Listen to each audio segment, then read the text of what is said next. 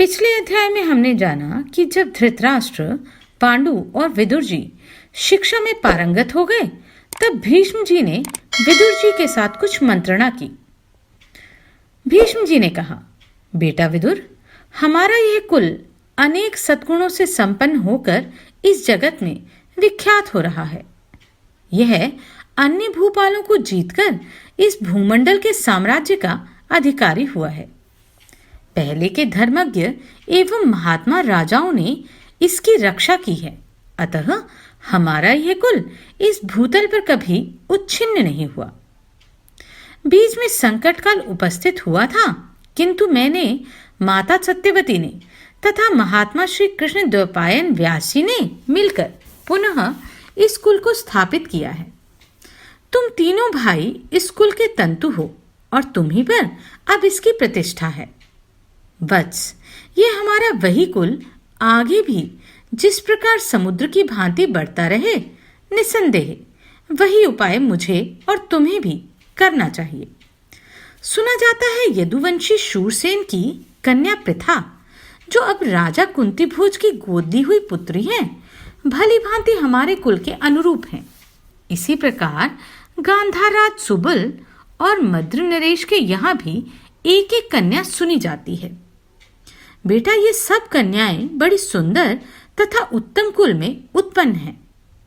वे श्रेष्ठ क्षत्रियगण हमारे साथ विवाह संबंध करने के सर्वथा योग्य हैं। बुद्धिमानों में श्रेष्ठ विदुर, मेरी राय है कि इस कुल की संतान परंपरा को बढ़ाने के लिए उक्त कन्याओं का वरण करना चाहिए, अथवा जैसी तुम्हारी सम्मति हो वैसा किया जाए।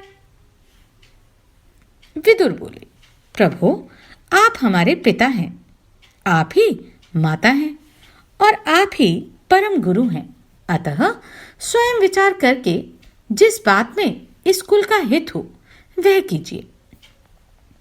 वैशंपायन जी कहते हैं, जन्मेजय, इसके बाद भीष्म जी ने ब्राह्मणों से गांधार राज सुबल की पुत्री शुभलक्षणा गांधारी के विषय में सुना। वह भग देवता के नेत्रों का नाश करने वाले वरदायक भगवान शंकर की आराधना करके अपने लिए 100 पुत्र होने का वरदान प्राप्त कर चुकी थी। भारत, जब इस बात का ठीक ठीक पता लग गया, तब कुरु पितामह भीष्म जी ने गांधार राज के पास अपना दूत भेजा। धृतराष्ट्र नेत्रहीन है, इस बात को लेकर सुबल के मन में बड़ा विचार हुआ, परंतु उनके कुल, प्रसिद्धि और आचार आदि के विषय में बुद्धिपूर्वक विचार करके उसने धर्मपरायणा गांधारी का धृतराष्ट्र के लिए वाग्दान कर दिया। जन्मेजय, गांधारी ने जब सुना कि धृतराष्ट्र नेत्रहीन है और पिता माता मेरा विवाह उन्हीं के साथ करना चाहते हैं, तब उन्होंने रेशमी वस्त्र लेकर उसकी कई तह करके उसी से अपनी आंखें बांध ली। राजन, गांधारी बड़ी पतिव्रता थी। उन्होंने निश्चय कर लिया था कि मैं सदा पति के अनुकूल रहूंगी, उनके दोष नहीं देखूंगी। तदनंतर एक दिन गांधार राजकुमार शकुनी युवावस्था तथा लक्ष्मी के समान मनोहर शोभा से युक्त अपनी बहन गांधारी को साथ लेकर कौरवों के यहाँ गए और उन्होंने बड़े आदर सत्कार के साथ धृतराष्ट्र को अपनी बहन सौंप दी। शकुनी ने भीष्म जी की सम्मति के अनुसार विवाह कार्य संपन्न किया। वीरवर शकुनी ने अपनी बहन का विवाह करके यथा योग्य दहेज दिया। बदले में भीष्म जी ने भी उनका बड़ा सम्मान किया। तत्पश्चात वे अपनी राजधानी को लौट आए। भारत, सुंदर शरीर वाली गांधारी ने अपने उत्तम स्वभाव, सदाचार तथा सद्व्यवहारों से समस्त कौरवों को प्रसन्न कर दिया। इस प्रकार सुंदर बर्ताव से समस्त गुरुजनों की प्रसन्नता प्राप्त करके उत्तम व्रत का पालन करने वाली पतिपरायणा गांधारी ने कभी दूसरे पुरुषों का नाम तक नहीं लिया। वैशंपायन जी कहते हैं, यदुवंशियों में श्रेष्ठ शूरसेन हो गए हैं, जो वसुदेव जी के पिता थे। उन्हें एक कन्या हुई थी जिसका नाम पृथा रखा गया था। इस भूमंडल में उसके रूप की तुलना दूसरी कोई स्त्री नहीं कर सकती थी। भरत, सत्यवादी शूरसेन ने अपने फुफेरे भाई संतानहीन कुंती भोज से पहले ही ये प्रतिज्ञा कर रखी थी कि मैं तुम्हें अपनी पहली संतान भेंट कर दूंगा। उन्हें पहले कन्या ही उत्पन्न हुई, अतः कृपाकाक्षी महात्मा सखा राजा कुंती भोज को उनके मित्र शूरसेन ने यह कन्या दे दी। पिता कुंती भोज के घर पर पृथा को देवताओं के पूजन और अतिथियों के सत्कार का कार्य सौंपा गया। एक समय वहां कठोर व्रत का पालन करने वाले तथा धर्म के विषय में अपने निश्चय को सदा गुप्त रखने वाले एक ब्राह्मण महर्षि आए, जिन्हें लोग दुर्वासा के नाम से जानते थे। पृथा उनकी सेवा करने लगी।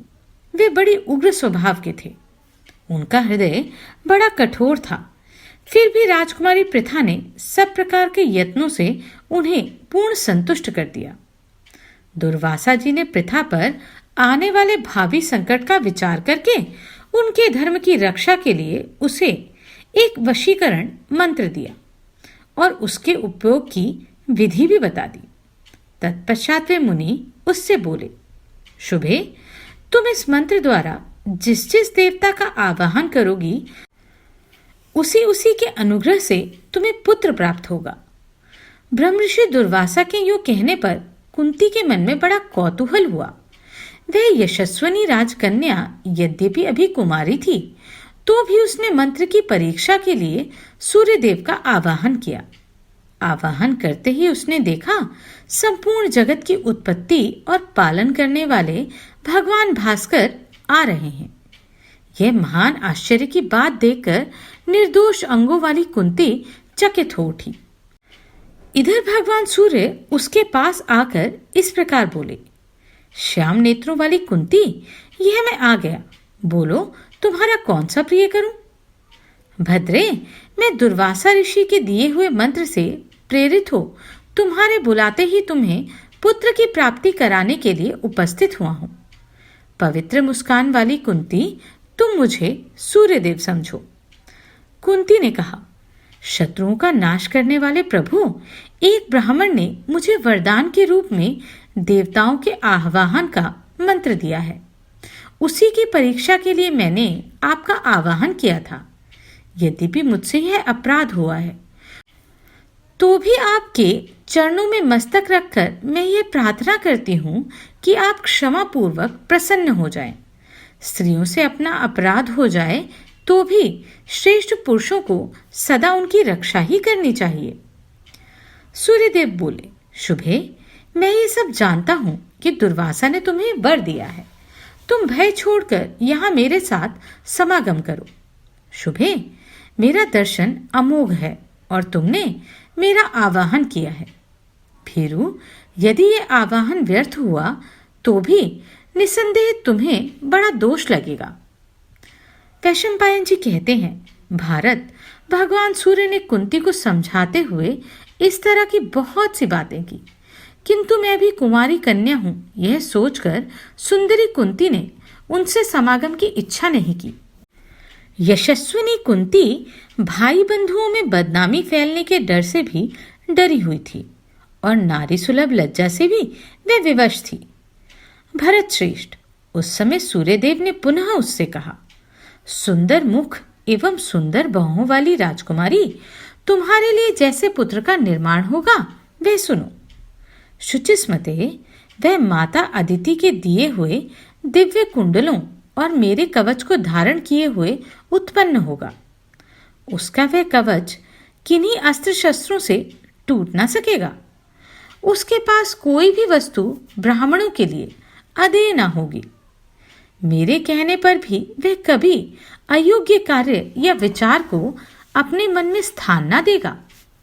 ब्राह्मणों की याचना करने पर वह उन्हें सब प्रकार की वस्तुएं देगा ही, साथ ही वह बड़ा स्वाभिमानी भी होगा। रानी, मेरी कृपा से तुम्हें दोष भी नहीं लगेगा। कुंती राजकुमारी कुंती से यूं कहकर प्रकाश और गर्मी उत्पन्न करने वाले भगवान सूर्य ने उसके साथ समागम किया। इससे उसी समय एक वीर पुत्र उत्पन्न हुआ। जो संपूर्ण शस्त्रधारियों में श्रेष्ठ था। उसने जन्म से ही कवच पहन रखा था और वह देव कुमारों के समान तेजस्वी तथा शोभा संपन्न था। जन्म के साथ ही कवच धारण किए उस बालक का मुख जन्मजात कुंडलों से प्रकाशित हो रहा था। इस प्रकार कर्ण नामक पुत्र उत्पन्न हुआ, जो सब लोकों में विख्यात है। उत्तम प्रकाश वाले भगवान सूर्य ने कुंती को पुनः कन्यात्व प्रदान किया। तत्पश्चात तपने वालों में श्रेष्ठ भगवान सूर्य देवलोक चले गए। उस नवजात कुमार को देख वृष्णि वंश की कन्या कुंती के हृदय में बड़ा दुख हुआ। उसने एकाग्रचित्त से विचार किया, अब क्या करने से अच्छा परिणाम निकलेगा। उस समय कुटुंबी जनों के भय से अपने उस अनुचित कृत्य को छिपाते हुए कुंती ने महाबली कुमार कर्ण को जल में छोड़ दिया। जल में छोड़े हुए उस नवजात शिशु को महायशस्वी सूत पुत्र अधिरथ ने, जिनकी पत्नी का नाम राधा था, ले लिया। उसने और उसकी पत्नी ने इस बालक को अपना पुत्र बना लिया।